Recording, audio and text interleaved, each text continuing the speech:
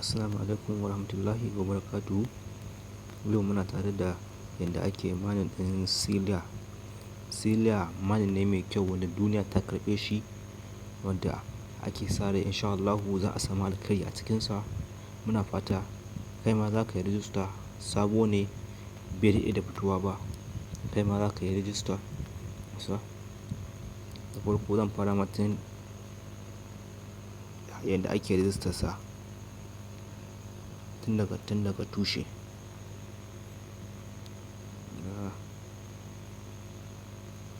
Login out.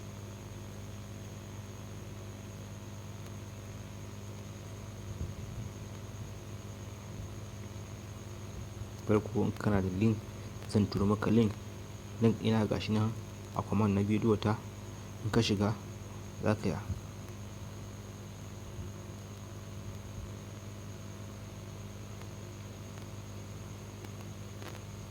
zai nuna maka creating account. Za ka sa nan email naka nan, za ka rubuta email naka. Bayan ka rubuta email naka za ka sa password duk wanda kake so.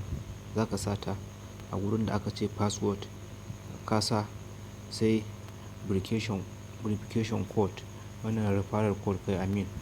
Za ka sa referral code naka. Ina neman alfarma ka saka referral code tawa. Zan ranta nan a cikin comment. In ka danna ta sai ka sa referral code. Zai nuna maka wurin referral code sai ka rubuta referral code tawa a nan a ƙasa. Shikenan ka gama register. In ka gama register shi inda za ka shiga ka je ka fara mining. Zan nuna maka misali ace nan ka gama register ka. Kaga yanzu I have account kenan after register. Network ya ɗauki.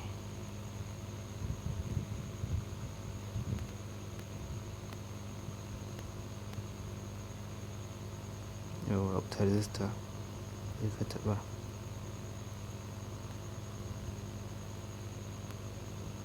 Network namu ya ɗauki gaba ɗaya.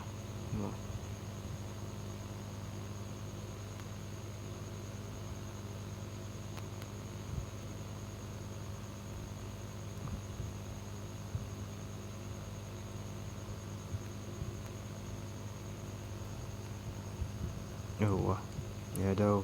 Good login kenan. Za ka saka email naka in za ka yi login ka saka, sai password taka shi ma ita za ka saka a wurin password.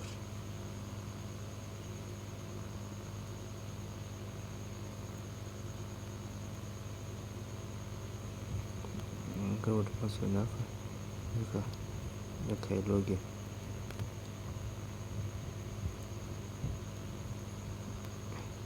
In ka shigo inda ake mining nasa ga yadda da arrow ɗin nan za ka shiga. Nan inda arrow ɗin nan take sai ka yi clicking. Ga desktop, ga dashboard nan, ga mining CLT sai ka shiga. In ka shiga nan zai rubuta maka mining. Amma ni da yake yanzu already na riga na yi nawa, shiyasa za ka ga ba zai rubuta mining ba. Amma in baka mining ba da ka zo kai clicking ɗin gurin shikenan mining naka ya ƙaru. Kai ma ka fara sharing da mutane, ka fara referral da mutane. Da referral akwai reward nan za ka yi copy ɗin naka. In kuma za ka share tare direct to social media ko za ka taɓa nan. A cikin me za ka yi sharing? A cikin Telegram ne, cikin WhatsApp ne sai ka zaɓi inda za ka yi sharing. Zan gwada mana da WhatsApp. Cikin WhatsApp zai kawo cikin WhatsApp.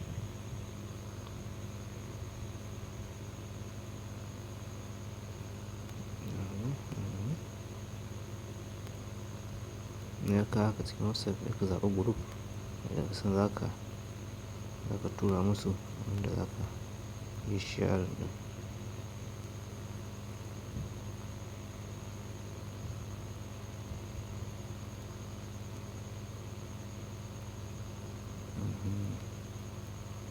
sai ka tura.